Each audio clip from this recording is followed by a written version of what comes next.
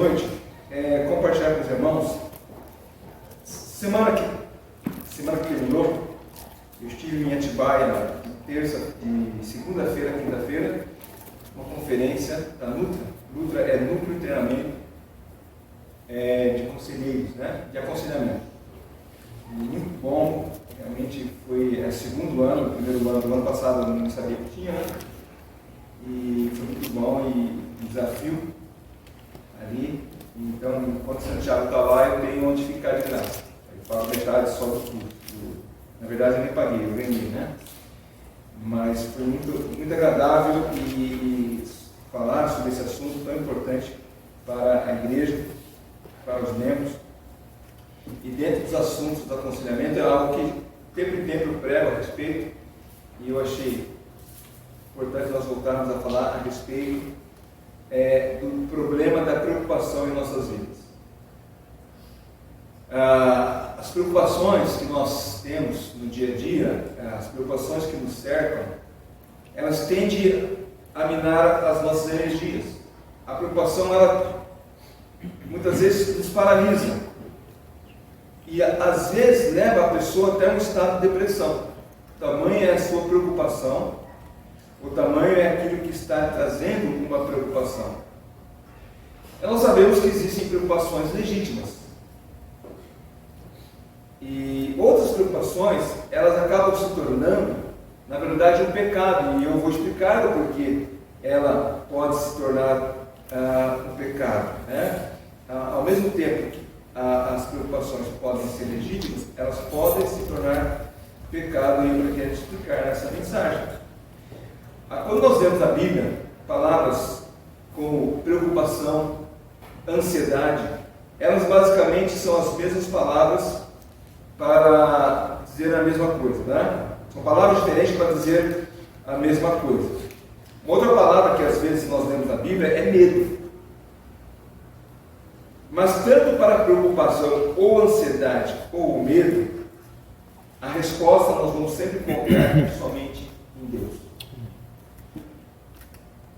Não estou dizendo que nós não precisamos de auxílio ou ajuda, mas aqueles que vão auxiliar, que vão ajudar, devem estar direcionando o crente a buscar em Deus essa ajuda, esse auxílio. Um dos diretores, Dr. Wayne, ele é presidente da Associação dos Conselheiros lá dos Estados Unidos, Conselheiros Cristãos. E eu perguntei para ele estava falando de várias experiências, eu perguntei para ele se lá nos Estados Unidos acontece o que acontece aqui no Brasil, de crentes psicólogos que, quando tentam administrar a palavra de Deus ao seu paciente, esse paciente, se o denunciar, ele pode até ser cassado o seu diploma. Isso é muito comum lá.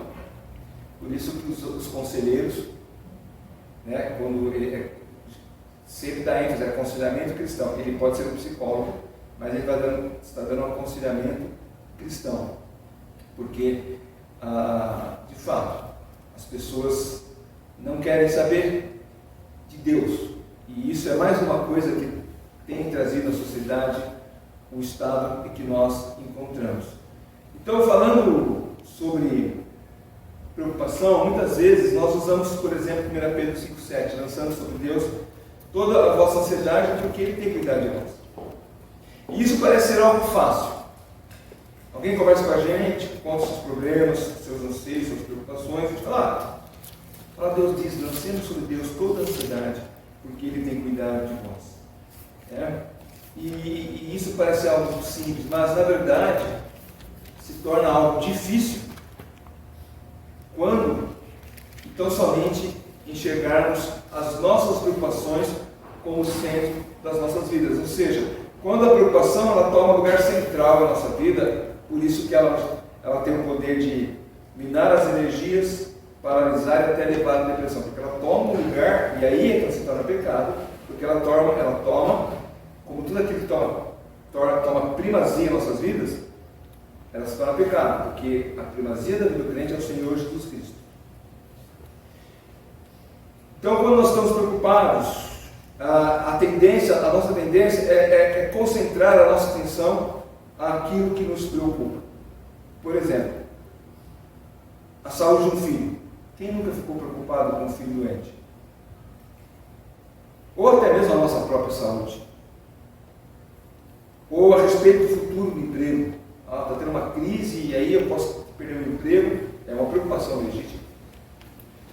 A situação política do país, o conserto do carro, ou o conserto da casa, são preocupações legítimas, mas nós não podemos deixar elas tomarem o lugar mais importante em nossas vidas. Nós, conforme nós vamos crescendo e vamos avançando na vida, essas preocupações, como eu falei, preocupação com os nossos filhos. A minha preocupação com Davi e com Pedro é que eles crescessem homens de bem, encontrassem boas companhias, que Deus os abençoasse. E nós louvamos a Deus por isso, pela Sheila e pela Tainá, que são companheiras que agregam ao filho, aos nossos filhos. Agora, essa preocupação, minha Elizabeth, então, quando nós orávamos só com nossos filhos. Agora a gente ora pelas nossas noras e os nossos netos. E a gente ora por eles, pela saúde, pelo cuidado, para que eles cresçam conhecendo ao Senhor Jesus Cristo como Salvador. Mas essas preocupações, elas são naturais, fazem parte do nosso dia a dia. Mas se elas tomarem proporções maiores do que deveriam ser, então elas passam a ser pecado. Quando então eu me preocupo com o futuro dos meus filhos, com o futuro dos meus netos, mas quando isso me faz não agir e não continuar a viver a minha vida comum, sabendo que quem cuida é Deus. O Pedro, quando, por exemplo, vai levar a Tainá para a casa dela, a gente fala: Pedro, volta cedo, E então ele sabe que meia-noite é cedo, do outro dia, os primeiros minutos do dia. Não, mas chega um pouquinho antes. A gente ora, vai deitar, fica na cama, mas sempre que, quando a gente ouve o portão abrir, o Pedro chegou.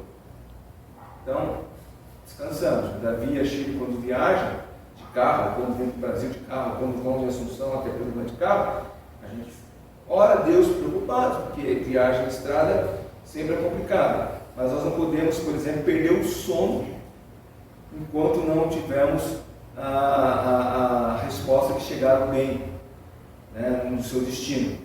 Então, nós temos que aprender a conviver com as preocupações de nossas vidas. O texto lido hoje de Mateus, capítulo 6, versículos 19 e 4, nós vemos duas coisas aqui. Primeiro, um chamado à devoção sincera a Deus, que são os versículos 24, 19 a 25. E segundo, nós vemos um chamado para não se preocupar, mas confiar em Deus, seu Pai, o nosso Pai. Então, quando lemos os conselhos que o Senhor Jesus Cristo dá, e aqui, Mateus 6 está dentro daquele contexto do Sermão do Monte. Quem está ensinando é o Senhor Jesus Cristo. E quando lemos os conselhos de Jesus, nós devemos lembrar, primeiramente, quem é Jesus. O que nós lemos de Jesus na Bíblia? Eu creio que a resposta mais simples, quando alguém pergunta para nós quem é Jesus, nós vamos responder: Jesus é o Filho de Deus, é aquele que nos salvou e nos ajudará a lidar com os nossos problemas. Mas nós temos que olhar, ter um olhar mais próximo, ou aproximar o nosso olhar, especialmente em Mateus, os capítulos 1 ao capítulo 4, para nós vermos quem é Jesus. Aí eu pedi para a Beatriz, aí, quem está em cima, passar a primeira tela do slide. Oi? É o slide primeiro. A primeira tela aí, para os irmãos, poder, pelo menos, a Elizabeth que me deu esse toque, quando você for falar uma coisa assim, coloca que daí a gente grava melhor, Um olhar mais aproximado dos primeiros capítulos de Mateus 1 a 4. Vamos ver que Jesus é. Primeiro, nós não vamos ler esses textos, tá? Mas, como alguns fazem agora, o celular tira foto da tela para aparecer em casa. Jesus é o filho de Abraão e o filho de Davi. Jesus é o Salvador que lança fora os nossos pecados. Ele é o Emmanuel, Deus conosco. Deus se fez presente, Ele está conosco. Jesus é o prometido pastor e rei de Belém, cumprindo Miqueias 5:2, está no capítulo 2, versículo 6. Jesus é o Messias profetizado em Isaías 40:30, versículo capítulo 3:3. Jesus é aquele que traz a luz salvadora de Deus a todos os povos, tanto gentios como judeus, cumprindo também Isaías capítulo 9, versículo 2, ali em 4:13-16. E é aquele que traz o reino de Deus e convida as pessoas a se arrependerem e o seguirem. Então, Jesus não é um homem comum, Jesus não é uma pessoa comum. Jesus não é um aventureiro que surgiu com uma nova ideia, com uma nova pregação. E esses são alguns textos só, mas existem outros textos do Novo Testamento mostrando quem é Jesus. Esses aqui são apenas alguns para que nós lembremos. A gente precisa lembrar quem é Jesus. Então, a importância de ler a Bíblia é justamente nós conhecermos melhor o Senhor Jesus Cristo. Saber quem Ele é, o que Ele fez por nós, quais são os cuidados que Ele tem para conosco. E ao saber quem é Jesus, isso deve nos levar a refletir no fato de que nós não seguimos um homem comum. Nós não seguimos um líder político ou mesmo um líder religioso. Nós seguimos o verdadeiro Deus que se fez carne, habitou entre nós, nos salvou e compartilha de sua presença diariamente conosco. Ele é o próprio Deus encarnado. Se nós não considerarmos tudo isso, e muito mais que nós podemos ler na Bíblia a respeito dele, então, se nós não considerarmos Jesus isso e acharmos, não, Jesus é apenas um homem comum, nós temos algo errado. Nós estamos, primeiro, perdendo nosso tempo, como Paulo diz ali em 1 Coríntios, 1 Coríntios capítulo 15, 14, que se nós não cremos que Jesus Cristo morreu e ressuscitou, a nossa fé é vã. Nós perdemos nosso tempo estando aqui, vindo aqui no domingo de manhã, domingo à noite, à quinta-feira, participando das atividades da igreja. É tudo perda de tempo, perdendo dinheiro. E isso se você não considera Jesus verdadeiramente o Deus. A coisa mais importante para nós como crentes e o que deve nos trazer maior segurança é essa certeza que Jesus, Ele é Deus e Ele nos salvou, mas Ele prometeu estar conosco todos os dias, não só nos momentos bons. Mateus 6, como eu falei nesse contexto do Sermão do Monte, entre muitas coisas importantes que Jesus ensina, aqui encontramos os versículos 19 e 34, algumas Bíblias até trazem ele como título os tesouros do céu. Ele começa falando de não acumular tesouros no céu. E depois, do versículo 25 a 34, a cura da solicitude. A palavra solicitude significa afã. A diligência em tratar, em alcançar ou considerar ou conseguir algum fim. Quando a gente fala, não vai com tanto afã, não vai com tanta força, não vai com tanta precipitação. E é justamente esse afã de alcançar algo que muitas vezes se transforma em preocupação, porque nós não temos poder sobre aquilo, nós não temos poder sobre o que vai acontecer. E nós projetamos geralmente coisas ruins. E isso traz ansiedade, traz preocupação, traz medo e nos congela. A preocupação nessa passagem, antes disso aqui, Jesus, quando ele fala nesse texto de Sermão do Monte, ele prega 3 vezes imperativos negativos. Não se preocupem, versículo 25, 31 e 34, e um imperativo positivo, um negativo, um imperativo negativo, não se preocupem. 3 vezes ele fala isso. E um imperativo positivo, no verso 33, buscai, pois, em primeiro lugar o seu reino e a sua justiça. Talvez podemos pensar que não adianta o quanto você deseja, o quanto você esteja preocupado, a solução está sempre em buscar a Deus em primeiro lugar. Por isso, talvez 3 vezes o Senhor Jesus Cristo fala para não se preocupar. Não se preocupa, não temas. E ele então fala: busque em primeiro lugar meu reino. Esta é a solução para nós eliminarmos as preocupações. E aqui então, quando eu falei que a preocupação ela se torna um pecado, ela é pecaminosa se nós colocarmos essa preocupação no coração. O tesouro aqui do versículo 19 e 24, não tão somente falando de dinheiro. Não acumulei para vós tesouros sobre a terra. Muitas vezes os tesouros nossos não são dinheiro, são coisas que nós colocamos em nosso coração e tomam o primeiro lugar. Ou seja, é pecado no sentido que isso se torna idolatria em nosso coração. Esses tesouros que acumulamos são os nossos ídolos disfarçados de coisas. Pode ser o filho, pode ser a esposa, pode ser o marido, pode ser o status alcançado, pode ser o dinheiro em si, pode ser o corpo físico, a saúde. São coisas que nós colocamos em primeiro lugar. E aquilo que talvez vá contra isto, aquilo que concorre contra, nos preocupa. Por quê?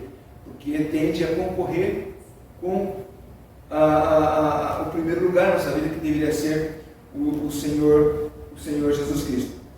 E a preocupação expressa um coração idólatra, porque essas coisas, ao tomar o centro dos nossos corações, a pessoa então, ela fala assim: mas eu oro, mas na verdade ela não ora.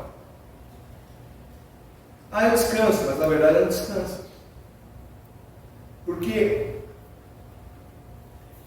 tempo após tempo, nem meia hora, 10 minutos, aquilo toma a mente dela e ela já daqui a pouco perde o desejo de ler a Bíblia, perde o desejo de estar em comunhão com os irmãos, justamente porque o seu coração, ela deixou algo enraizar ali, que a faz perder toda a esperança da pessoa do Senhor Jesus Cristo. Como eu disse, qualquer coisa pode tomar o centro do nosso coração. Dinheiro, mas também qualquer outra coisa que compete com o Senhor Jesus Cristo. E as preocupações podem ser, como eu disse ali, o dinheiro, o filho, a esposa, o marido, o neto, carreira, coisas que podemos perder e pessoas se deprimem com isso. Eu tenho medo de perder emprego. Ela tem depressão.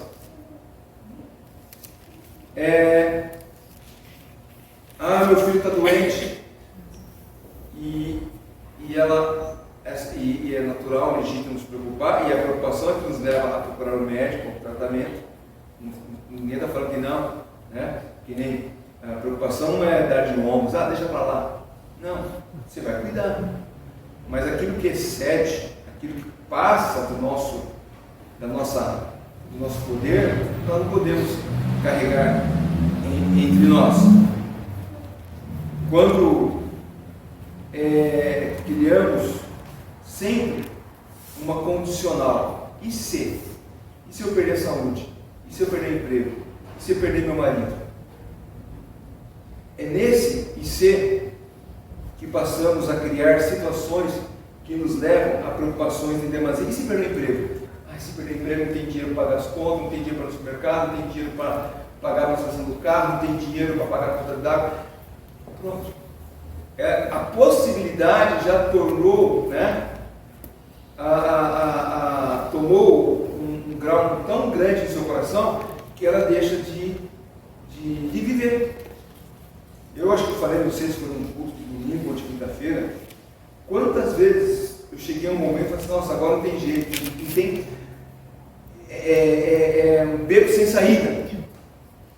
E eu nem lembro mais o que era o assunto, o que estava causando aquela situação. Aquilo passou. Deus resolveu o problema, Deus solucionou o problema. E eu não quero usar a palavra, vou usar sinuca de bico, né?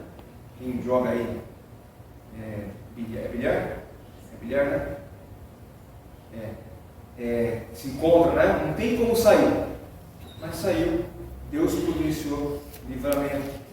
Então, a preocupação, como certa pessoa disse, a preocupação é o amor às coisas erradas que nos afastam de Deus. Então, esse amor às coisas erradas. Eu tenho que me preocupar com o emprego? Sempre, tem. Por isso que eu acordo cedo. Vou lá, bato cartão, desenvolvo meu trabalho, faço tudo direitinho. Essa é uma preocupação que eu tenho que ter. Não estou preocupado com o emprego, hoje não vou trabalhar. Não pode, né? Você cumpre a sua agenda do trabalho. Mas se você faz com que isso se torne o seu coração, a primazia do seu coração, é o amor às coisas erradas que nos afastam de Deus. E a preocupação é errada e porque a preocupação é errada, nós devemos fazer algo a respeito dela. E o que é que nós devemos fazer? Lançar sobre Deus toda e qualquer ansiedade. A preocupação, expressão de um coração incrédulo, conforme os versos 25 a 34 de Mateus 6 nos mostra, nos leva justamente a razão de não nos preocuparmos. Porque não podemos fazer nada. Quando o Senhor Jesus Cristo lhe fala, olha, mas por que se preocupa com o que vai te comer? Por que se preocupa com o que vai te beber? Versículo 25. Não é a vida mais do que o alimento e o corpo mais do que as vestes? Olha as aves do céu. Elas não semeiam, elas não plantam, não colhem, mas juntam em celeiro. Nem juntam em celeiro, mas Deus, o Pai Celeste, sustenta. E se Deus faz isso com uma ave, quanto mais a nós, né? Que somos de maior valor do que as aves do céu. Então, Jesus está dizendo, olha, não se preocupe. As razões de você não se preocupar, porque se Deus cuida das aves e Deus cuida das plantas, Deus vai cuidar de nós. Isabel hoje estava mostrando para as meninas a orquídea. Era orquídea? Olha como a minha orquídea está tão linda. Mas o que a Elizabeth fez para a orquídea ficar bonita? Só colocou lá uma marrom, né? E Deus cuida lá. Bom, se Deus cuida daquela orquídea que foi amarrada lá e está linda, quanto mais a gente, né?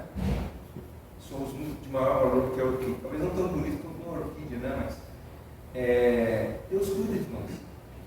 E quando nós não cremos nisso, ou deixamos de crer nisso, então nós começamos a pecar, porque deixamos de acreditar que Deus pode todas as coisas. E não devemos preocupar, porque aí é o segundo slide, se eu não me engano vai funcionar, né? Aí. Por quê? Nós não devemos preocupar porque o Deus que provê aos pássaros e às flores é o seu Pai, e Ele te valoriza muito mais do que a eles, aos pássaros e às flores, versículo 25 e 30. Nós não devemos nos preocupar porque a preocupação caracteriza os pagãos, não aqueles que pertencem a Deus. Aqueles que pertencem são conhecidos por Deus, seu Pai, versículo 31 e 32, né? Portanto, não nos inquieteis dizendo que comeremos, o que beberemos, ou com que nos vestiremos. Os gentios é que se preocupam com essas coisas, pois o vosso Pai Celeste sabe que necessitai de todas elas. Então, quem é que se preocupa com isso? Os pagãos, os incrédulos. Eles se preocupam, têm que se preocupar. Nós não nos preocupamos com essas coisas. Também devemos lançar sobre Deus, não devemos nos preocupar, porque preocupar-se não pode melhorar o seu futuro.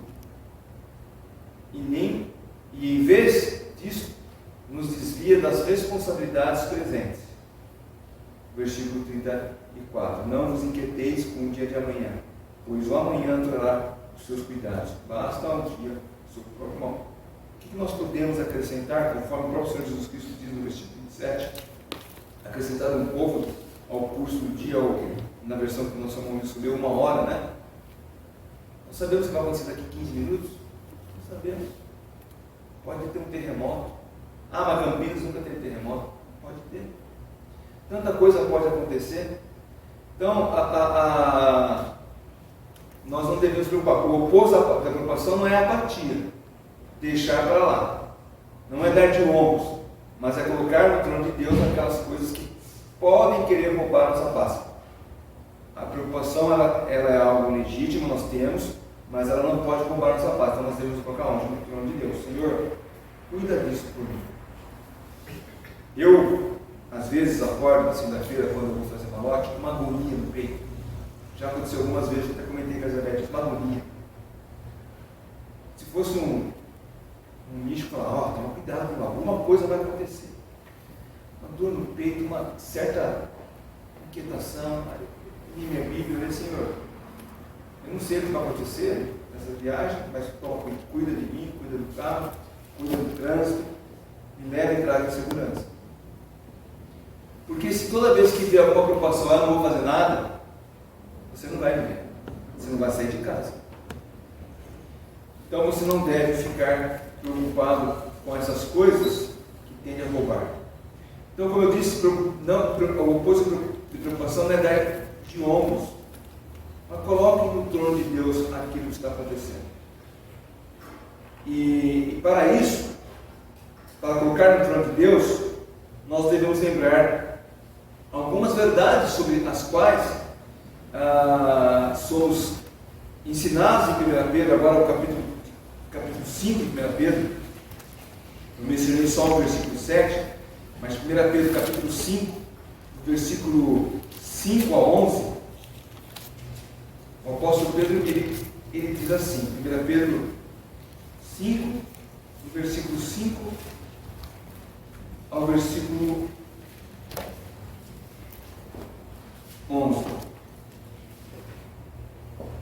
Rogo-vos igualmente aos jovens, sede submissos aos que são mais velhos, outrocinem o trato de uns com os outros, cingindo-vos todos de humildade, porque Deus resiste aos soberbos, contudo aos humildes concede a sua graça. Humilhai-vos, portanto, sob a poderosa mão de Deus, para que Ele, em tempo oportuno, vos exalte, lançando sobre Ele toda a vossa ansiedade, porque Ele tem cuidado de vós. Sede sóbrios e vigilantes. O diabo, vosso adversário, anda em derredor, como um leão que ruge, procurando alguém para devorar. Resistir firmemente na fé. Resistir firmes na fé, certo de que sofrimentos iguais aos vossos estão se cumprindo na vossa irmandade espalhada pelo mundo. Ora, o Deus de toda a graça, que em Cristo vos chamou a sua eterna glória, depois de ter sofrido por um pouco, Ele mesmo vos há de aperfeiçoar, firmar, fortificar e fundamentar. A Ele seja o domínio pelos séculos dos séculos. Amém. Então, nós devemos lembrar a primeira coisa. Qual é o contexto que Pedro escreveu essa carta? A carta de Pedro foi escrita aos cristãos que estavam sofrendo perseguição por causa da fé. Alguns até chegam a dizer que quando Pedro diz não estranhei o fogo ardente que é entre vós, ele está dizendo justamente de Nero colocando fogo nos cristãos em Roma. Nero pegava os cristãos, os colocava em postes, botava fogo neles e dizia, vocês não falam que são homens do mundo? Então ilumina para a nossa Roma. E incendiou Roma e botou fogo em quem? Nos cristãos. Então, o contexto da carta de Pedro é que ele escreve aos crentes que estavam sofrendo perseguição por causa da fé no Senhor Jesus Cristo. Capítulo 1, versículo 6, né? Nisso exultais, embora no presente, por breve tempo, se necessário seja conquistado por várias provações. E no 4,12, o versículo que eu já mencionei, amados, não estranheis o fogo ardente que surge no meio de vós, destinado a provar-vos, como se alguma coisa extraordinária nos estivesse acontecendo. Imagine Pedro escrevendo isso para crentes que estavam sendo perseguidos, mortos, e Pedro fala assim, olha, não estranhe o que está acontecendo com vocês, como se isso fosse algo extraordinário. Vocês estavam esperando o quê? Que o mundo aplaudisse vocês? Não. Então esse contexto, apesar da perseguição, que a igreja sofria, Pedro está exortando os seus leitores, primeiro, a se humilharem diante de Deus. Aqui no capítulo 5, no versículo 6, humilhai-vos, portanto, sob a poderosa mão de Deus. Então, a primeira coisa que Pedro faz é exorta os crentes a se humilharem diante de Deus. E a maneira de humilhar-se é lançando sobre Deus a sua ansiedade. Por que essa conexão de humilhação e lançar entre humilhar e lançar? Essa conexão existe no sentido de que nós não somos suficientemente capazes de solucionar qualquer situação que foge do nosso controle, que foge das nossas mãos. Então, ao lançar sobre Deus as nossas ansiedades, nós estamos reconhecendo: Senhor, eu não posso fazer nada. O não lançar sobre Ele nos torna orgulhosos. Não, eu resolvo o problema. Não, Deus não é capaz de resolver os meus problemas. A pessoa fala assim: você está dizendo que por eu estar preocupado eu estou me mostrando orgulhoso? Sim, a partir do momento que você não descansa em Deus, que você acha que você pode resolver a situação. E Pedro, então, ele enraiza a nossa ansiedade em nossa autodependência e autoconfiança. Eu sou capaz, eu posso tudo. Agora, o contrário de autoconfiança é deixar Deus fazer aquilo que nós não podemos fazer. O que eu posso fazer é dirigir o carro. Eu não posso andar dentro das regras do trânsito, é lógico, né? Eu não posso evitar que, por exemplo, um louco venha e bata no carro de lado, né? Foge das minhas possibilidades. Com reflexo eu posso até desviar do carro e tudo mais, mas se eu sofro um acidente, eu não posso evitar. Lógico, se eu soubesse que saindo daqui da igreja, pegando aquele Campinas do Mojimirim, eu fosse afogar o Fit, eu não teria passado por ela. Fugiu da minha responsabilidade. Eu estava dirigindo, estava com cuidado, eu sei que ali ia alagar, mas naquele dia eu achei que não era chuva suficiente. E ali o carro morreu, né? Afogou, e os irmãos conhecem a história. E Deus resolveu a situação. Se eu soubesse que teria um alegamento, lógico que eu teria fugido dele, mas não deu para fugir. E Deus, Ele cuidou da situação da melhor maneira, que a gente nem às vezes esperava. Então, nós devemos confiar em Deus, saber que Deus faz o que é melhor para nós. E às vezes a gente olha, mas como é que isso pode ser melhor se está sendo ruim para mim? Nós conhecemos a história de José do Egito, que Deus transformou o mal em bem. E essas histórias, muitas vezes, quando a gente lê, como nós estudamos Jó, também falamos várias vezes isso, é fácil nós lermos a história e saber o final da história. Mas quando a gente não sabe o final da história, e quando a história é a nossa história, aí é mais difícil. Como ontem nós estávamos assistindo um filme de um alpinista polonês, né? E fato real, então, a gente já, antes de terminar o filme, vamos ver o que aconteceu com ele no final. Vai no Google botar o nome dele para saber o que aconteceu na história dele, né? Não vou dar um spoiler do filme, mas assim, quando a gente vê a pessoa sofrendo, mas depois que sofreu ela se deu bem, como José do Egito e Jó, mas também no final depois tudo se resolveu, tudo deu certo, e José se tornou o segundo principal do Egito, Jó recuperou todos os seus bens em dobro, inclusive. O duro é quando a gente está passando por uma preocupação, uma provação, e não sabemos o que vai acontecer no futuro. Talvez a gente não saiba o que vai acontecer no futuro aqui terreno, mas a gente sabe o que vai acontecer no futuro eterno. Como se alguém já viu o vídeo da Boa Semana com Cristo, eu falo justamente isso, que nós podemos perder a vida aqui, mas ganhamos a eternidade. Na pior das hipóteses, ou melhor, na melhor das hipóteses, aquilo que aparentemente é ruim para nós aqui, que seria a morte, é estar na presença de Deus, e Paulo fala que isso é lucro, né? Viver é Cristo, morrer é lucro. Mas nós devemos aprender a confiar em Deus e não querer controlar as coisas com as próprias mãos. Confiar que Deus pode fazer todas as coisas. Então, com isso, nós devemos considerar, e aí é o próximo vídeo, o próximo slide, eu não sei porque está funcionando. Aí. Nós devemos considerar 8 descrições de quem é o nosso Deus, no qual podemos confiar. Primeiro, Deus mostra favorecimento àqueles que se humilham. Versículo 5 aqui, nós lemos, desculpa, versículo 6, né? Humilhai-vos, portanto, sob a poderosa mão. O versículo 5 também fala de humildade, mas é o versículo 6. E aqui Deus, então, Ele nos concede graça.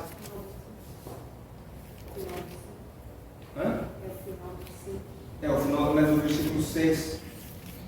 É o final do 6 e o começo do 5, né? Cingidos de toda humildade, porque Deus resiste aos soberbos, contudo, os humildes concede a graça. Isso, obrigado. Deus se mostra gracioso para com os que se humilham. Final do versículo 5. Isso, eu confundi com o segundo item. A mão de Deus é poderosa. 6a.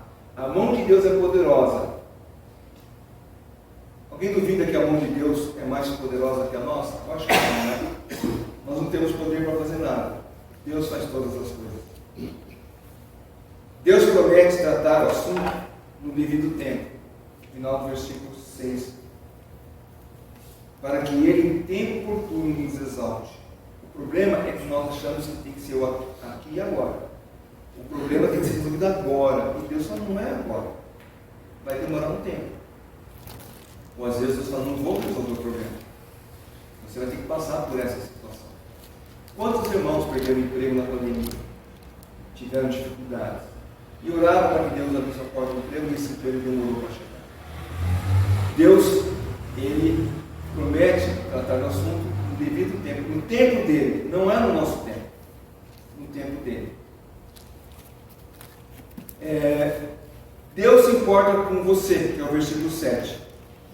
Porque Ele tem cuidado de vós. Lança sobre Ele toda a ansiedade, porque Ele tem cuidado de vós. Deus, Ele se preocupa conosco. Deus lembra que você não está sozinho. Versículo 9. Resisti firme na fé, certo que sofrimentos iguais aos vossos estão se cumprindo na vossa irmandade espalhada pelo mundo. Sabe qual é o problema? É que às vezes nós nos colocamos numa situação em que parece que só nós temos problemas. Ninguém mais tem. Um irmão que estava lá numa das plenárias, alguns conheceram, o irmão conhece, né, o Jairo Cárceres.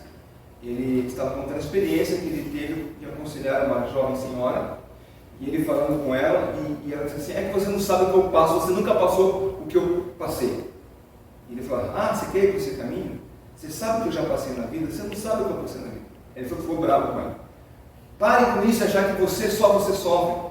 Todo mundo sofre. Você acha que o seu sofrimento é mais importante do que o outro? Todo mundo sofre na vida. E saiba disso, não é só você que está sofrendo. Outros sofrem, e por isso nós temos que orar um pelos outros.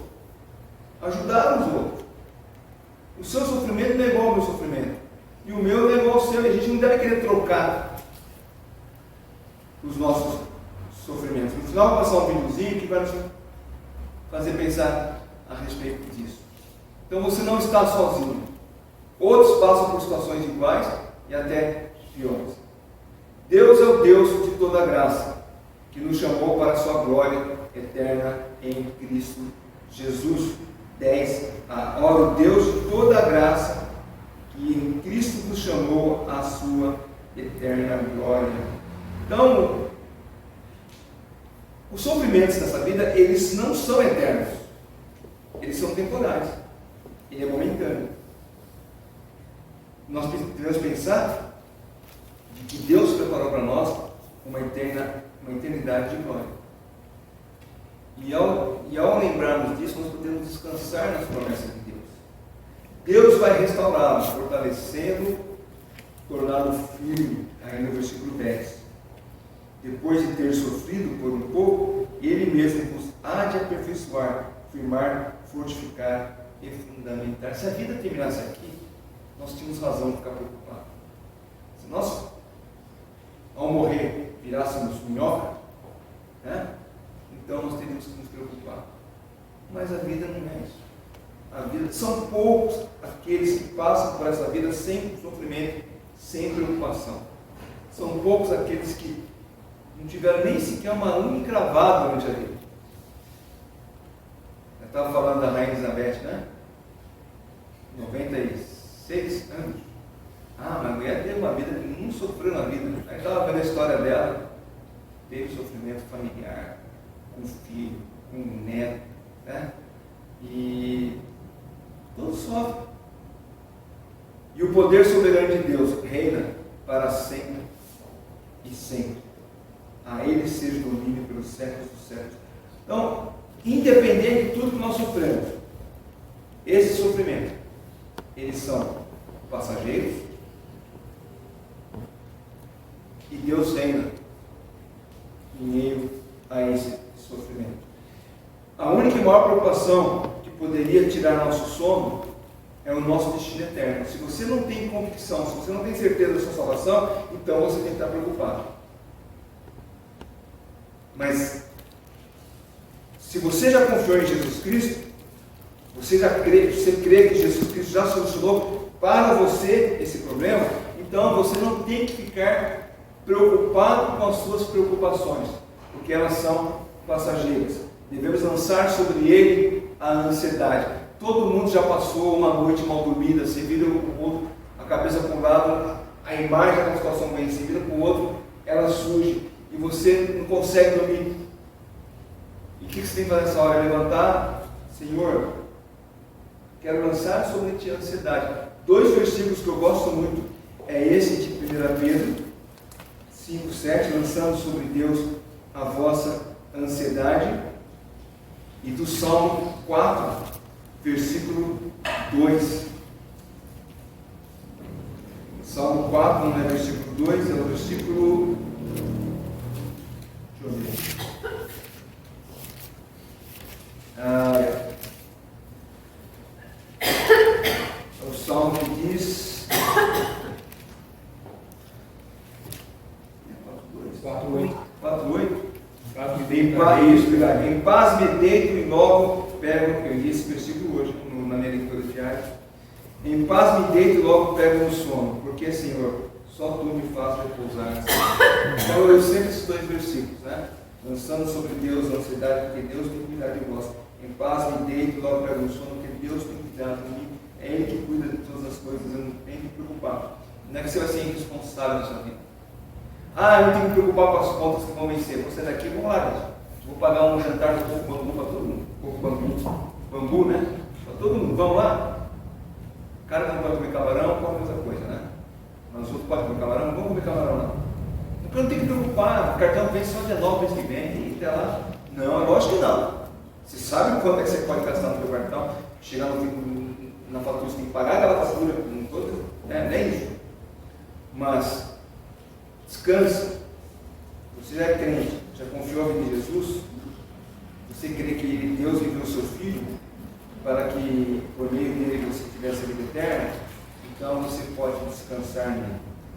As demais preocupações nós devemos deixar aos pés da cruz. Ali é o melhor lugar para colocar aos pés da cruz. Eu quero passar um videozinho. Cadê a Beatriz? Passa o vídeo. Apaga a luz da frente aqui. Presta atenção nesse vídeo. Alguns talvez já assistiram esse vídeo. Mas presta atenção nesse videozinho e vê se você pode se identificar com ele. Dá para apagar da frente aqui? Pelo menos da frente? Acho que fica melhor.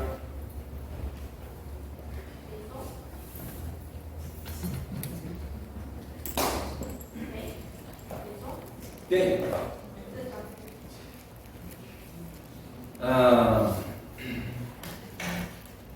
É um vídeo que eu assisti há muito tempo atrás. Hoje a internet é uma bênção, porque agora você pesquisa no Google, você recupera ele. Eu só preciso achar do soldado brasileiro que era apaixonado pela italiana. Esse aqui mostra a Felizete, mas esse ainda não achei, vamos ver, vou achar. Mas esse aqui eu vi há muito tempo atrás, achei interessante. É para acordar, meus irmãos, tá?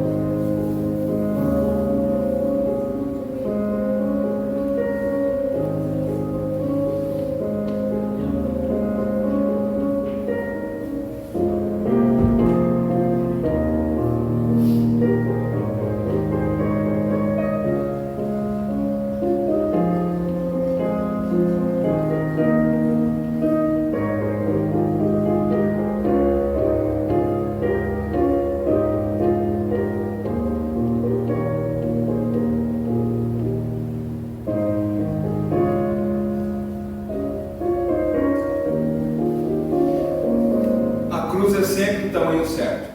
Todos nós passamos por provações, sofrimentos, temos que lançar sobre Deus as nossas ansiedades, levar sobre Ele manda mesmo lançar sobre Ele nosso fardo, porque nessa vida nós vamos passar por provações, mas nós devemos ter um ânimo bom, porque Jesus venceu, para nos dar a vida eterna. Que você possa descansar no Senhor Jesus, confiar nele. Sempre que a preocupação vier à sua mente, lembre de lançar sobre ele essa preocupação. Coloque diante dele o trono da graça, para que ele possa te ajudar a carregar essa cruz. Deus nos abençoe e possamos ser edificados por essa palavra. Amém? Amém.